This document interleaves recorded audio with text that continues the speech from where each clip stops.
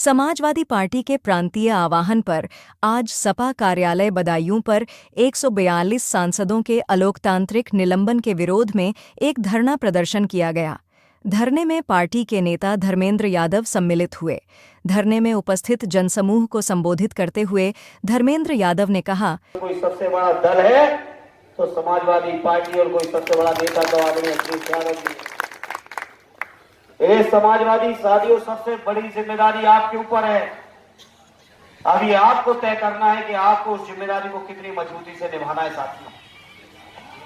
मजबूती से निभा दो उस जिम्मेदारी को, न केवल क्षेत्रीय उम्मीदवारी के लिए, चुनाव के लिए, न केवल पार्टी के लिए, बल्कि देश के लोकतंत्र के लिए हमें और आपको बहुत कड़ी परीक्षा के साथ इस चुनाव को लड़ना है साथियों। ये मान के चलना, अगर इस चुनाव को विपक्ष के लोग हारेंगे तो आने वाले समय में कब ये देश में लोकतंत्र चलेगा कि नहीं चलेगा, कब आएगा, कब मुक्ति मिलेगी, कोई पता नहीं है। यही नियत देखो ना, जब तक सांसद अंदर है तब तक कानून नहीं लाएंगे। पहले 142 बाहर कर देंगे, फिर बन जाए कानून पास।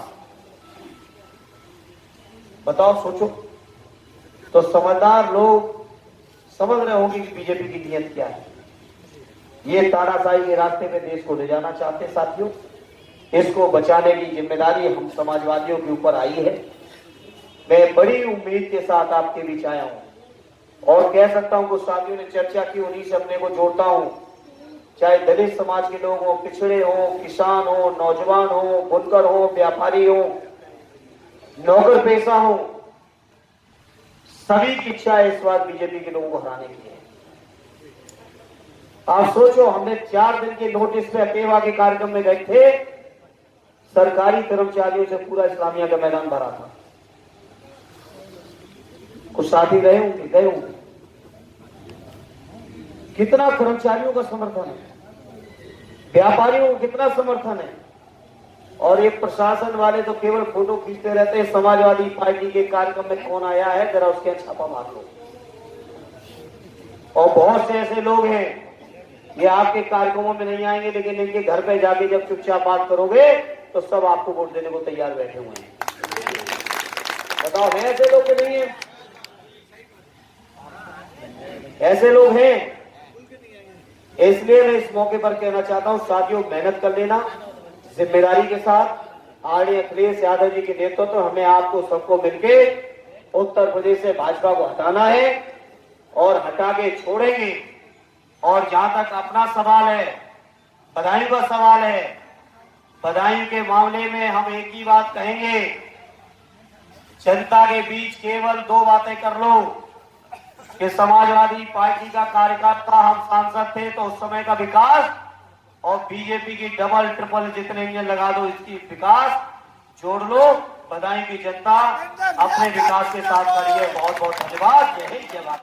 देश के जो संसद है, संसद का सेंट्रल हॉल राजनीतिक चर्चा, परिचर्चाओं का केंद्र रहता था।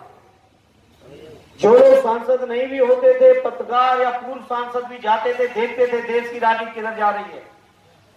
नई संसद भवन में सेंट्रल हॉल नहीं है। अब सेंट्रल हॉल ही नहीं है, चर्चा बैठ के करोगे कहां? ये हालत कर दी है बीजेपी के लोगों ने। मैं कह रहा हूं आपसे, ये चुनाव, ये मान के चलिएगा, 24 में अगर बीजेपी आपने नहीं हटाई तो 100% ये मान लेना, आने वाले समय में चुनाव देश में नहीं होगा, नहीं होगा, नहीं होगा।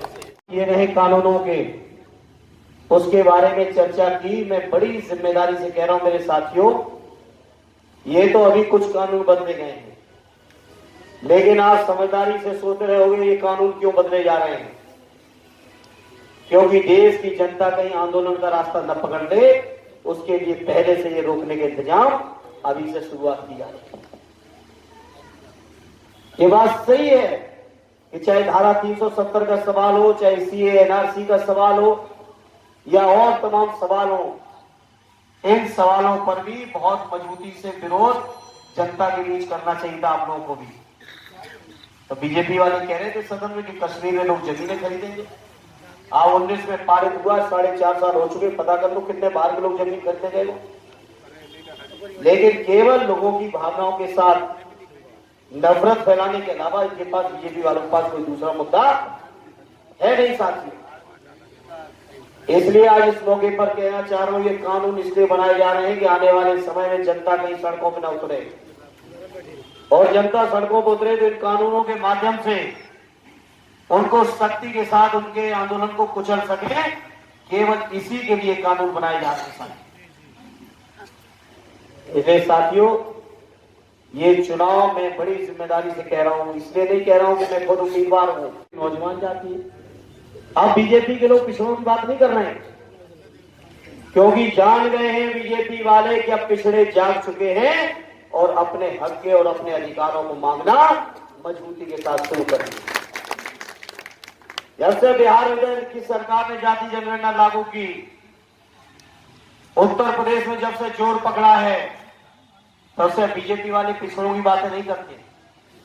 हालांकि टेलीविजन वाले गिनाते हैं कि मध्य प्रदेश में क्या हुआ, तो राजस्थान में क्या हुआ, छत्तीसगढ़ में क्या हुआ। तो बीजेपी के लोगों ने अलग अलग लोगों को अलग अलग काम दिए हुए हैं। जहां तक साथी ऑलरेडी जनता के बीच जाके ढंग से मेहनत कर ली, तो इसी उत्तर प्रदेश की जनता ने इन्हें बनाया था और इसी उत्तर प्रदेश की जनता इन्हें निपटा देगी। निपटा देगी जनता इनके लिए। बीजेपी के लोगों की भाषा सुनो। प्रधानमंत्री जी गुजरात विधानसभा में संविधान संशोधन करके पिछड़े बन गए। 2014 के लोकसभा के चुनाव के भाषण सुनिए, चुनाव के बाद के भाषण सुनिए, लोकसभा के भाषण सुनिए, तो कहेंगे क्या, प्रधानमंत्री जी पिछड़े। और जब से समाजवादियों ने जाति जनगणना की मांग पकड़ ली, तब से कहते हैं कि जाति कोई होती नहीं, गरीब जाति है, महिला जाति है। यहाँ कार्यालय बैठ के, हमारी कोठी पे या नेताओं के घरों बैठ के होगा। अब हिसाब किताब के लिए हमें और आपको सबको 3-4 महीने का अपने अपने घर और स्थान छोड़ के केवल और केवल जनता के बीच चलना पड़ेगा। बताओ मेरे साथियों, लोगे हिसाब किताब की? नहीं लोगे साथियों, आप उठा के लेंगे, लेना पड़ेगा। और ये चुनाव मैंने जो महसूस किया है, जनता के अंदर बेहद आक्रोश है, इसमें कहीं कोई शंका नहीं है। के प्रधान है 90% देखना अगला चुनाव ही नहीं लड़ेंगे, और चुनाव भी तब लड़ेंगे जब लोकतंत्र बचेगा। पहले बचे तो आप बात करते गौवंश की रक्षा की, पूरे उत्तर प्रदेश का किसानों की रातें खेतों में बीत रही हैं। 4-4 महीने अगर खेत किसानों ने बचा लिए और कहीं एक रात चूक गए तो उसी में सफाई, और बात करो तो कहेंगे क्या कि हमने किसानों की आमदनी दूनी कर दी। बताओ मेरे किसानों, किसी किसान की आमदनी दूनी हुई हो? अगर मोदी जी, आप लोग, योगी जी और बीजेपी के लोग बहुत अपने को बहुत बड़े बनते हैं कि हम बहुत बड़े संरक्षक हैं, तो लाइए देश के इतना बड़ा बजट। आप कहते हो कि हम जीएसटी में इतना कलेक्ट कर रहे हैं, आप कहते हो कि हम दुनिया की तीसरी अर्थव्यवस्था बन चुके हैं, तो लाइए क्यों नहीं बजट दे रहे हो गौवंश को पालने के लिए? मैं समझता हूं जो प्रधान बन गए हैं इस कार्यकाल में, अगला चुनाव तो प्रधानी का वो लड़ेंगे ही नहीं। इस हालत में खड़े हुए हैं प्रधान। करोड़ नौजवानों को हर साल रोजगार की बात की थी, 10 साल होने को आए हैं, कहां गए 20 करोड़ नौजवानों को रोजगार? बताओ मोदी जी, आपने ही कहा था कि बहुत हुई महंगाई की मार। जब महंगाई की मार के आप नारे दे रहे थे, तब तो डीजल और पेट्रोल 60 के नीचे था, गैस तब केवल 450 के नीचे थी, और आज जब महंगाई खत्म करने वाली सरकार 10 साल आपने चला ली, तब पेट्रोल डीजल 100 पे पहुंच गया, और मिट्टी का तेल, वो आपका गैस के रसोई का गैस 1150 पे खरीद गया, और तो और तमाम तरीके की महंगाई बढ़ा डाली। तो कैसे हमारे गरीब लोगों को कैसे हिसाब राशन दे दो, गुमराह कर लो, मंदिर मस्जिद के नाम पर नफरत फैला लो। आज समय आ गया मेरे समाजवादी साथियों कि आने वाले समय में जो 2024 का चुनाव है, ये चुनाव बीजेपी के लोगों से हिसाब किताब लेने का चुनाव है। हिसाब किताब लो इस बात का जो 14 में नारे दिए गए थे, ये मीडिया के साथी नहीं ले पाएंगे। नौजवान कुछ लेना भी चाहेंगे तो इनके मालिक नहीं लेने देंगे, नहीं लेने देंगे इनके मालिक हिसाब किताब। ये रिपोर्ट भी बना के अगर भेज देंगे अपने स्तर से तो वो रिपोर्ट नहीं चलेगी अगर बीजेपी के लोग नहीं चाहेंगे तो। इसलिए मैं कहना चाहता हूं हिसाब लेना पड़ेगा हमें और आपको, इसके लोकतंत्र को। और समाजवादी लोग जो लड़ाई लड़ रहे हैं, हमारे राष्ट्रीय अध्यक्ष जी जो संघर्ष कर रहे हैं, उनके संघर्षों को मैं आज फिर कहता हूं। उन्होंने नारा दिया है 80 हटाओ भाजपा हटाओ। ये मान के चलना साथियों, ये 80 हटाओगे तभी हटेगी, नहीं तो बीजेपी को कोई दूसरे राज्य हटाने नहीं जा रहे। ये जिम्मेदारी उत्तर प्रदेश के लोगों के ऊपर है। जब सदन में सांसद कह रहे हैं कि बताओ घटना क्यों हुई, कौन दोषियों पे क्या कार्रवाई है, क्या आज तक केंद्र की सरकार ने बताई घटना क्यों हुई? आज की तारीख तक बताइए, संसद के अंदर नौजवान घुसे, हमले हुए, क्या सरकार का कोई जवाब आया? आज की डेट तक कोई जवाब नहीं। लेकिन एक सांसद ने अगर कोई अमर्यादित आचरण कर दिया, वो भी सदन के बाहर, और इनके सांसदों ने क्या किया सदन के अंदर? देश की 20-22% आबादी को सरेआम लोकसभा के अंदर गाली दी गई और उस सांसद को इन्होंने पुरस्कृत करने का काम किया। आज तक कोई कार्रवाई नहीं हुई है। राहुल गांधी जी जो कांग्रेस पार्टी के नेता हैं, हमारे सहयोगी गठबंधन दल के नेता हैं, वो बताओ उनके बारे में सदन के अंदर कौन कौन सी मेमोरी देश के बड़े बड़े पदों पे बैठे लोगों ने की हो? स्वयं प्रधानमंत्री जी ने की। मैं किसी और की बात क्यों करूं? और जब प्रधानमंत्री जी करेंगे इस काम को तो बाकी लोग तो उनको खुश करने के लिए चापलूसी में और तेजी से करने लगे। संकट सामने है। 142 सांसद निकाले जाते हैं सदन से, और देर आप देखिए टेलीविजन पे कोई डिबेट नहीं होती है। और एक सांसद ने अगर कोई अमर्यादित आचरण कर दिया है, अगर आपको लगता है अमर्यादित है, तो जाइए, उसके लिए न्यायालय बना हुआ है, जाइए मानहानि का मुकदमा कर लीजिए। लेकिन उसके लिए एक सांसद के लिए 3-3, 4-4 घंटे हफ्तों डिबेट चलेगी, और 142 सांसद जब निकाले जाएंगे तो कहीं चर्चा नहीं होगी। ये है मीडिया का रोल। ये मीडिया के रोल के लोग अगर इस रोल में आ गए हैं तो कोई बात नहीं। साथी लोग कह रहे थे आज हमारे ऊपर हुआ, कल आप हंस रहे, कल आप पे होगा, परसों तक बचेगा फिर कोई नहीं। समय समय के साथ सबके साथ रास्ते में जा रही है। ये मीडिया के साथी आज नहीं समझ रहे, ना समझे। और इन साथियों की भी गलती नहीं है, इनके मालिक लोग नहीं समझ रहे, जो 5-5 हजार करोड़ बैंकों से जो माफ करा ले रहे, वो लोग समझने को तैयार नहीं होते। जो पत्रकार समझाना चाहते हैं वो मुख्य धारा से निकाले जा रहे। जो चैनल लोग चला रहे थे, जो संघर्ष कर रहे थे, लोकतंत्र को बचाए थे, चौथे खंबे की सच्ची जिम्मेदारी निभा रहे थे, उनको सबको निकाल के बाहर कानूनी तिकड़म करके कर दिया है। ये लोग आज समझे ना समझे, लेकिन ये तय मान लेना 24 के बाद आपको भी चौथा खंबा कोई कहने के वाला बचेगा नहीं। 2 साल की गुलामी के बाद हमारे आपके पुरखों ने लड़के झगड़ के संघर्ष करके अंग्रेजों को भगाने का काम किया।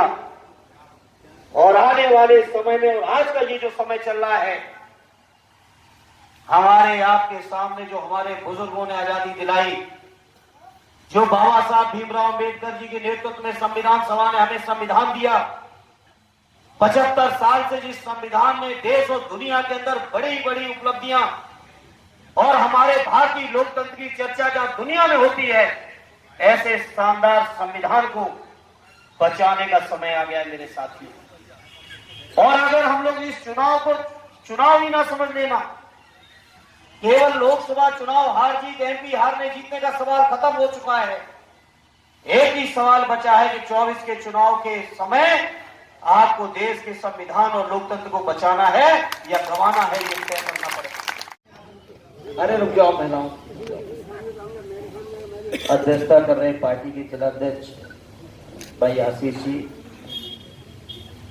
सभी जिम्मेदार साथी बैठे हैं, जिस किसी का नाम छूट जाएगा बुरा मान जाएंगे।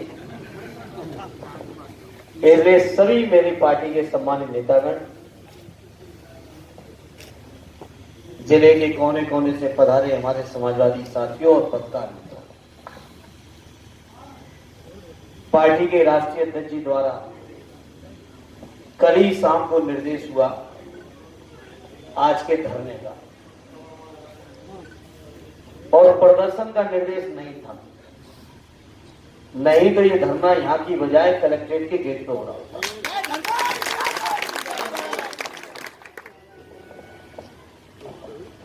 क्योंकि मालवीय आवास गृह में भी आजकल सुना अनुमति नहीं दे रहे हैं। जिला पंचायत के बगल का ये जो क्लब है इसमें भी सुना अनुमति नहीं दे रहे हैं। तो इसलिए हम लोगों ने अपनी पार्टी ऑफिस में धरने का काम कर दिया, और अभी तो धरना दे रहे हैं, पार्टी का निर्देश होगा, अधिकारी भी सुन रहे होंगे, तो अगला कार्यक्रम फिर कलेक्ट्रेट पे ही होगा, डीएम साहब के दफ्तर के बाहर।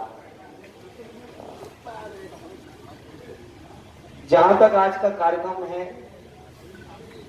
मैं समझता हूं हम सबके लिए, सब देशवासियों के लिए इससे ज्यादा खराब बात नहीं हो सकती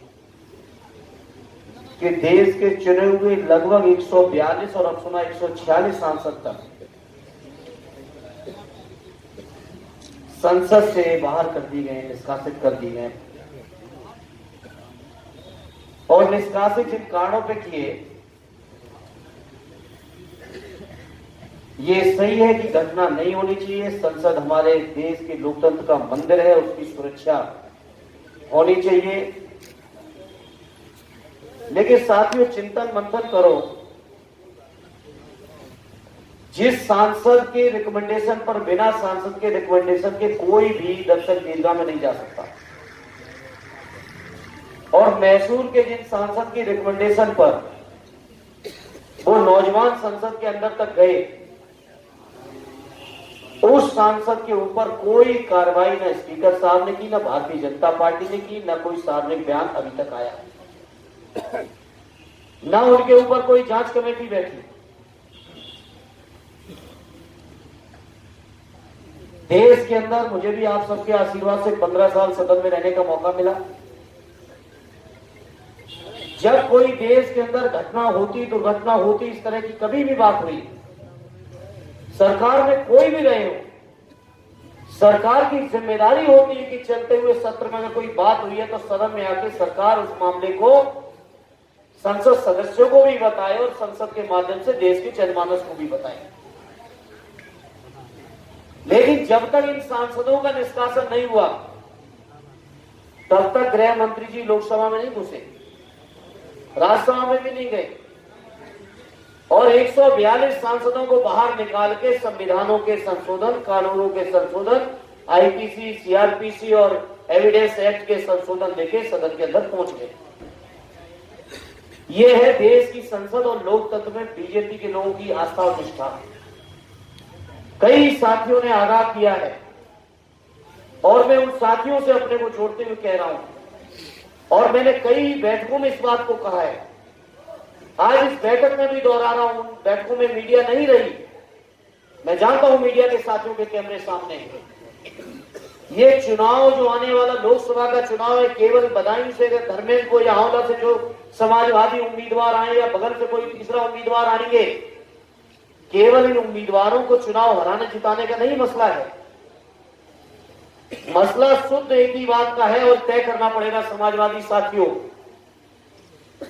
मसला इस बार केवल देश के संविधान और लोकतंत्र को बचाने का है, उससे नीचे कोई मसला नहीं है। हम एमपी नहीं थे 5 साल, कोई प्रलय नहीं आ गई, नहीं फर्क पड़ा हमारे मनोबल के ऊपर।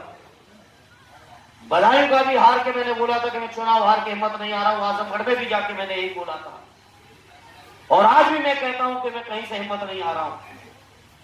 लेकिन साथियों, देश के जो हमारे बुजुर्ग हैं, हमारे पुरखे, स्वतंत्रता आंदोलन के जो हमारे नेता रहे, हमारे आपके बुजुर्गों ने ही छोटी कुर्बानी दी होगी, बड़े नाम भले ही हमारे बुजुर्गों के न रह पाए हो, लेकिन अपने अपने इलाके में और गांव में आजादी के आंदोलन की लड़ाई, देश के राष्ट्रपिता महात्मा गांधी जी के अनुरोध पर जब भारत छोड़ो आंदोलन चला, तो शायद हमारे आपके कोई बुजुर्ग ऐसे हुए जिन्होंने अपना योगदान न दिया हो।